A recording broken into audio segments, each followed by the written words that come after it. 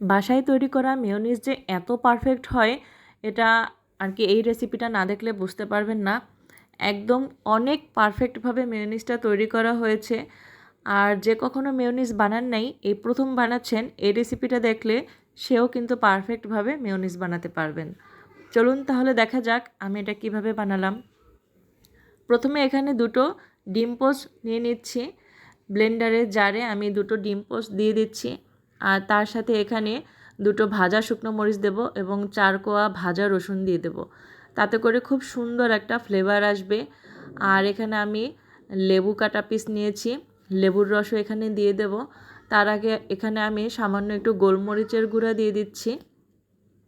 আর এই গোলমরিচের গুঁড়াটা কিন্তু অবশ্যই দিতে হবে।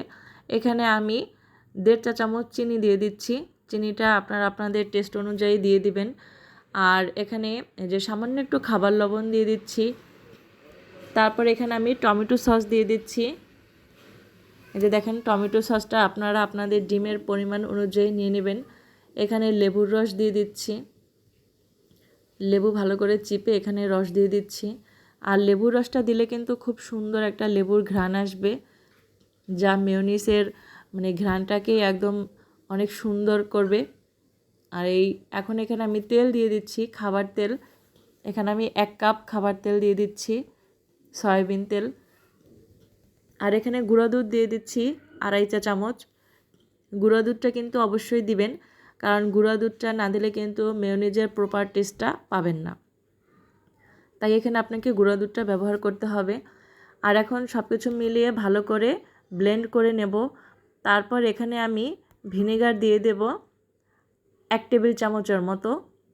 1 টেবিল চামচের মতো ভিনেগার এখানে দিয়ে দেব। তাহলে আপনারা 1 সপ্তাহ পর্যন্ত এটাকে নর্মাল ফ্রিজে রেখে ব্যবহার করতে পারবেন।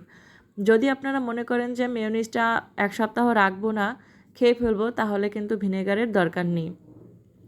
আর যদি 1 সপ্তাহ পর্যন্ত এটাকে রাখতে চান, আপনারা একটু ভিনেগার দিয়ে দেবেন। এখানে আমি এই যে 1 টেবিল চামচ ভিনেগার দিয়ে দিচ্ছি। আর এভাবে মেয়োনিজ তৈরি করে আপনারা কিন্তু বাসায় বার্গার তৈরি করে খেতে পারেন, বা যে কোনো খাবারের সাথে, পাউরুটির সাথে স্যান্ডউইচ হিসেবে খেতে পারেন। এই যে দেখেন, আপনারা দেখলে বুঝতে পারছেন নিশ্চয়ই যেটা কতটা পারফেক্ট হয়েছে।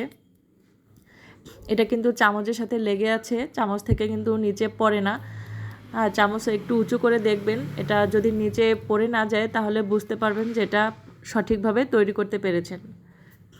আর এখন এটাকে আমি একটা বক্সে নামিয়ে নিচ্ছি। যেহেতু আমার এতগুলো মেয়োনিজ আজকে দরকার হবে না, এটাকে ফ্রিজে রেখে সংরক্ষণ করব, সেজন্য একটা বক্সে ঢেলে নিয়েছি। আর এই যে দেখেন, আমরা বাসায় বার্গার তৈরি করেছি আর সেখানে এই মেয়োনিজ ব্যবহার করেছি। বিশ্বাস করেন, এটা এত ভালো হয়েছিল খেতে, যা বলার মতো না। বাজারে কেনা বার্গারের চাইতে অনেক বেশি ভালো লেগেছে। তা ভিডিওটি ভালো লাগলে লাইক দিয়ে কমেন্ট করে চ্যানেলটিকে সাবস্ক্রাইব করে পাশে থাকবেন। আজকের মতো বিদায় নিচ্ছি। আল্লাহ হাফেজ।